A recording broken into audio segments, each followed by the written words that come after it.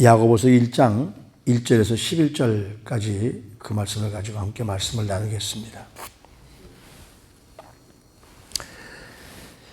신약의 잠언이라고 불리는 이 야고보서는 그리스도를 따르는 참된 믿음은 반드시 행함으로 나타나야 된다.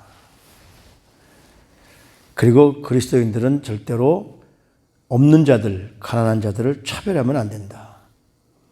억압하는 자들, 그런 힘든 자들을 화평으로 대해야 되고, 우리가 어렵고 힘든 이 빈곤과 박해에서도 그리스도인들은 참된 신앙을 가지고 살아야 된다라고 말합니다.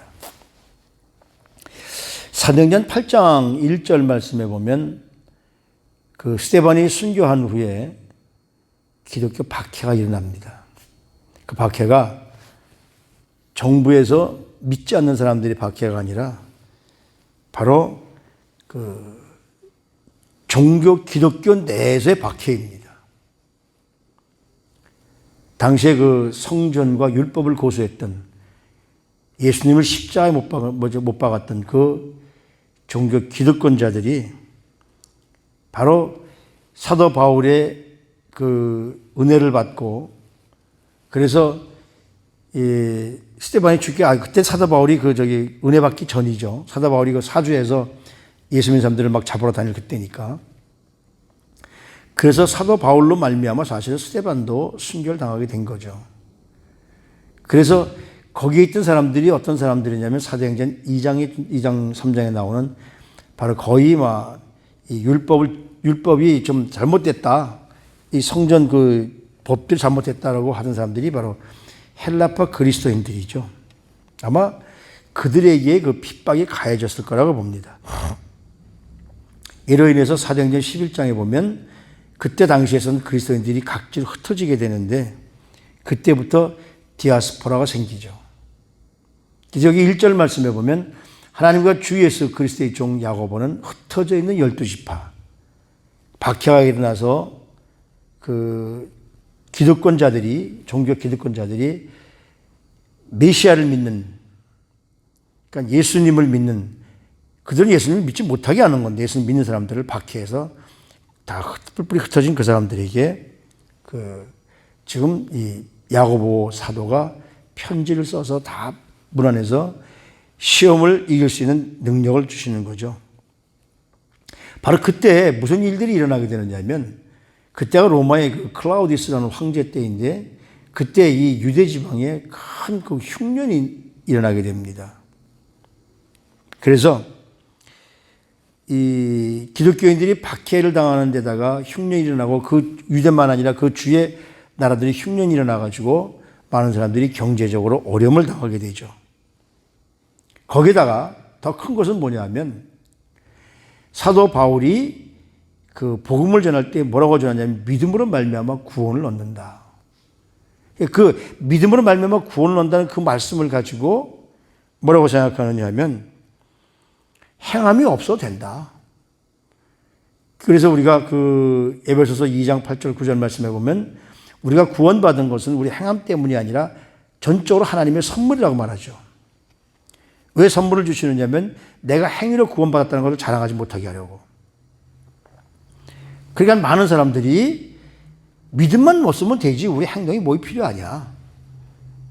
이런 그 잘못된 사상들이 팽배하기 때문에 야고보 사도는 이 야고보서에서 뭐를 얘기하느냐면 믿음과 더불어서 믿음을 가진 사람들은 반드시 행함이 따라야 된다. 믿음을 가진 사람들이. 그래서 사도 바울은 믿음으로 말미암은 구원, 그러니까 초신자들이 예수 그리스도께서 나를 위해 십자가에 죽으신 그것을 믿을 때 우리는 구원의 반열에 서게 되고 야고보서는 그 구원의 반열에 선 우리 그리스도인들이 어떻게 행해야 되냐. 그것에 대해서 가르쳐주고 있는 거죠. 여기 오늘 우리가 읽은 본문 말씀 11절 그 뒤에 가서 보면 사람이 시험을 받을 때 내가 하나님께 시험받는다 하지 말아라. 하나님이 시험을 우리에게 주시는 분인가 아닌가. 여기에 대해서 이제 그 야고보 사도가 우리에게 명쾌하게 대답을 해주죠. 구약에도 그렇고 신약에도 그렇고 하나님이 사람들을 시험하는 장면이 나오죠. 사사기서에 나오는 기드온에게도 그랬고요. 또 욥기에 나오는 욥도 하나님이 시험을 하셨다고 이렇게 말씀을 하시는데, 그 당시의 사람들은 뭐냐면 그 과거의 유대 문헌을 보면 모든 시험은 사탄으로부터 온다고 되어 있습니다. 그런데 신구약 중간기 말라기가 끝나고 이제 그 메시아가 오실 때까지 그 중간기에서 나오는 책들을 보면은 의도적으로 이 시험은 사탄이 주는 것을 뺍니다. 그리고 나서 다시 그 후에 나온 그 책에는 신현사라는 책에 보면 거긴 또 사탄의 역할을 또 부각시키죠. 그러니까 이게 사탄이 지금까지 자기가 이 사람들에게 자기를 나타내기 위해서 이런 일들을 많이 했습니다. 지금도 뭡니까? 사탄의 이 역할을 빼는 사람들도 있고, 마지막 때를 주장하는 사람들은 사탄의 역할을 주장하는 사람들도 있고. 그러나 우리가 분명한 것은 하나님은 우리 사람들을 시험하시지는 않지만 우리 사람들을 곤경에 빠뜨리게 하시기 위해서 시험하시는 것이 아니라 온전한 사람으로 빚으시려고 하나님이 우리를 테스트하시는 것이죠. 여기 오늘 그런 것이 바로 이제 이 야고보서에 쭉 나오게 되는데, 그래서 야고보서를 신약의 자문이라고도 얘기합니다. 왜? 사람들은 이 고난받는 것을 좋아하지 않기 때문에. 우리가 이제 이 야고보서를 보면서 야고보는 누구일까? 야고보는 요한의 형제 야고보가 아닙니다. 요한의 형제 야고보는 AD 44년경에 순교했습니다. 제일 먼저 순교한 사람이 바로 이 야고보죠. 이 야고보는 누구냐면 예수님의 형제 야고보입니다. 그 형제 야고보가 우리 같으면은 우리 주위에 그 기득권을 가진 사람이 있으면 우리는 그 사람 때문에 내가 좀 뭔가 폼 좀 잡으려고. 그래서 요즘에 얼마나 그런 일들이 많습니까? 이 높은 사람들의 자녀들을 그냥 막 자기 권력 가지고 키워주고, 자녀들은 자녀들대로 자기의 부모님들이, 자기의 형제들이 그런 권력 가지고 있다고 그걸 자랑들을 하고. 근데 여기 야고보는 그게 아니라 하나님과 주 예수 그리스도의 종 야고보라고 합니다. 그리스도는, 예수님은 누구십니까? 이 야고보의 형이거든요. 근데도 자기 스스로 종으로 자기를 낮추는 사람이죠. 그러면서 여러분들에게 고난이 만나거든 누구든지 고난은 좋아하지 않죠. 근데 여기 보면 그 고난을 오히려 기뻐해라고 얘기합니다. 왜 그러냐면 예수님도 하나님의 말씀에 순종하기 위해서 이 땅에 오셔서 고난을 당하셨거든요.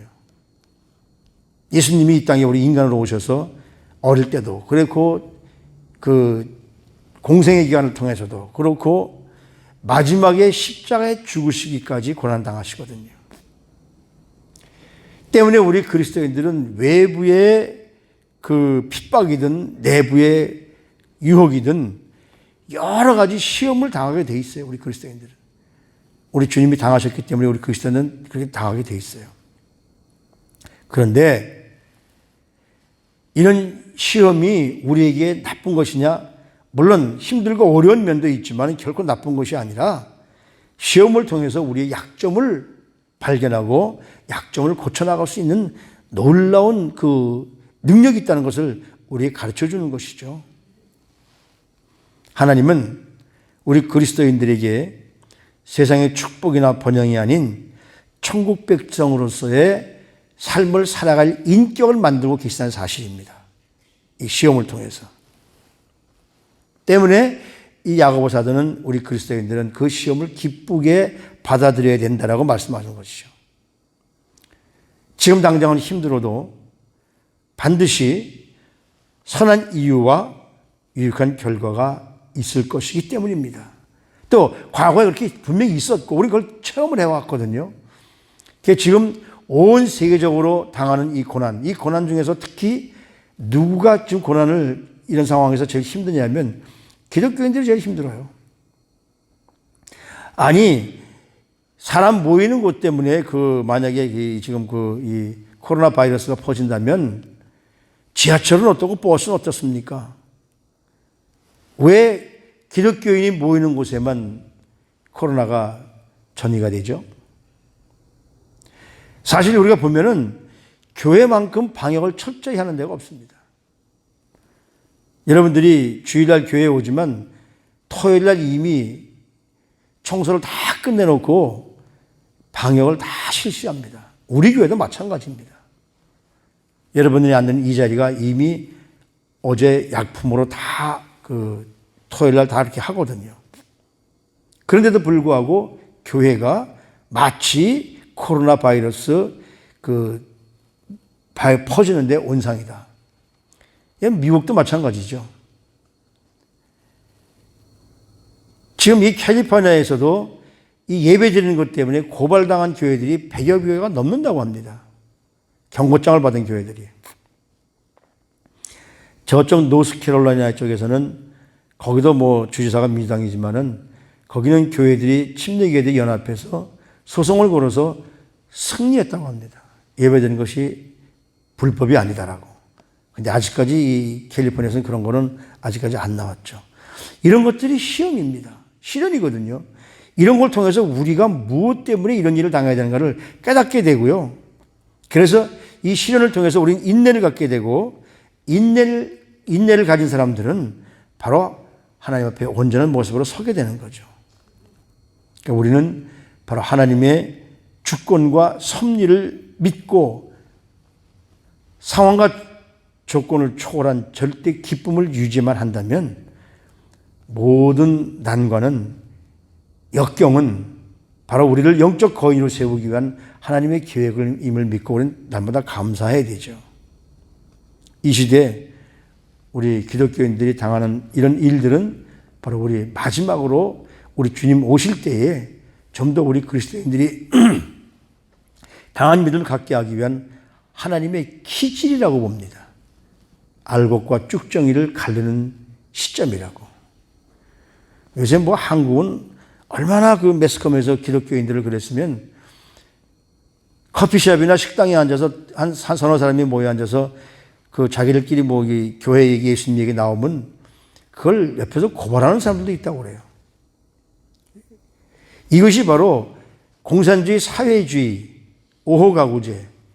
5호 가구제가 뭡니까? 5가구 중에 한두 사람이 공산당이 돼가지고 5가정에서 일어나는 모든 일들을 고발하는 사람들이 있다는 거죠. 그걸 만들어가지고 서로 사람들끼리 감시하게 만듭니다. 지금 우리 한국이 지금 그 짝이 돼가고 있어요. 빨리 정신 차리고 하나님 앞에 올바로 서야 됩니다. 기득권자들은 얼마나 돈을 모으기 위해서 지금 혈안이 되어 있습니까? 이런 것들이 바로 우리 사람들을 자꾸만 힘들게 하고 넘어지게 하는 거죠. 그래서 이 성경은 뭐라고 그러냐면요. 우리가 사는 삶 동안에 낙심과 침체의 조건이 우리 지혜 부족에서 온다고 그래요. 순수하고 깨끗한 마음으로 주님께 부르짖지 않으면 우리가 하나님 앞에 은혜를 받으리라고 생각하지 말아라. 왜 그러느냐 하면 그런 사람들은 예수도 믿고 세상도 믿고 마치 우리가 지금까지 했던 구약 성경에서 선지자들이 백성들을 깨우치려고 너희가 하나님의 자녀로서 어떻게 우상을 섬기고 있느냐 똑같은 말이죠. 교회는 다닙니다. 그러나 세상에 마음을 둬가지고 두 마음을 품어서 정함이 없는 사람들은 그들이 하나님께 아무리 기도해도 얻을 생각하지 말라고. 가난한 사람도 부한 사람도 똑같이 세상의 물결에 흔들리게 되어 있습니다. 유혹에 흔들리게 되어 있습니다. 가진 사람은 자칫 교만으로 패망할 것이고 권력 있는 사람들은 교만으로 패망할 것이고 가지지 못한 사람들은 열등감 때문에 그래서 우리는 열등감을 없애야 되죠. 주님이 내 편이고 나와 함께 하시는데 우리가 왜 열등감을 갖습니까? 제가 늘 얘기하지만 이사야서 50장 4절 이하를 쭉 보면 권능의 하나님이 나와 함께 하시는데 내가 왜 흔들리겠습니까? 흔들릴 이유가 없죠. 그리고 하나님이 내 편이신데 누가 우리를 대적할 수 있겠는가? 우리는 늘 이 마음을 가져야 될 줄로 압니다. 있다고, 권력 있다고, 좀 돈 좀 있다고 절대로 교만해서는 안 됩니다. 뿐만 아니라 없다고, 연약하다고 열등감을 가질 필요도 없죠. 세상의 모든 가치는 바로 상대적일 뿐입니다. 여기 야고보 사도가 뭐라 그러냐면요. 그런 것들은 풀이 꽃과 같다. 꽃이 아무리 피어 있어도 요즘에 난 같은 건 좀 오래가지만 원래는 우리 속담에 화무 11홍이라고 그러죠. 붉은 꽃이 열흘 이상 가지 않는다. 지금 있다고 권력 있다고 이 권력은 반드시 하나님에 의해서 망하게 될 겁니다. 교만한 자들은 망하게 될 것이라는 것이죠. 그래서 우리는 분명히 꽃처럼 사라지게 될 것이기 때문에 누구든지 세상에 이런 유혹된 이런 생각을 내버리고 순수한 마음으로 하나님 앞에 구한다면 위급한 상황에서도 하나님은 반드시 우리의 기도를 응답해 주십니다. 왜 응답 못 받는가? 두 마음 품고 있기 때문에. 우리가 불행한 것은 없어서가 아닙니다. 어떤 위치에 도달하지 못해서도 아닙니다. 하나님의 뜻에 초점을 맞추지 못하기 때문에 불행한 거죠. 그래서 여기 오늘도 우리에게 주시는 말씀은 하나님 앞에 뜻을 맞추고 의심하지 말고 하나님께서 우리를 시험하실 때마다 믿음으로 이기고 나간다면 우리는 반드시 넉넉히 승리하고 살아갈 줄로 믿습니다. 야고보서를 이제 공부하면서 우리가 어떻게 행해야 될 것을 야고보서는 가르쳐주고 계시죠. 응답을 확신하면서 하나님 앞에 기도하시고 상대적인 세상 가치에 마음을 두지 말고 하나님께 지혜를 구하십시오. 왜 세상이 이러냐고 불평하지 마시고 이런 세상 속에서 하나님 내가 깨달아야 될 것이 무엇인가라고 해서 깨닫는, 그래서 우리 앞에 오는 모든 역경을 예수 그리스도의 이름으로 물리치시고 우리 모두가 승리하시는 주님을 사랑하는 성도님들 되시기를 주님의 이름으로 축복합니다. 하나님 아버지, 시험을 만나거든 온전히 기쁘게 여기라고 하신 그 주님의 말씀을 확신하고 우리가 겪는 고난을 우리 주님께서는 아시기 때문에 반드시 이 고난을 이길 힘과 능력을 주실 수 있을 줄로 믿습니다.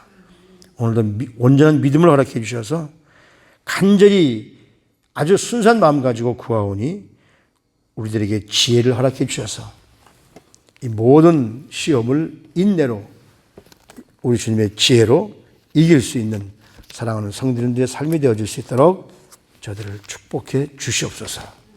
존귀하신 우리 구주 예수 그리스도 이름으로 감사하며 기도드리옵나이다. 아멘.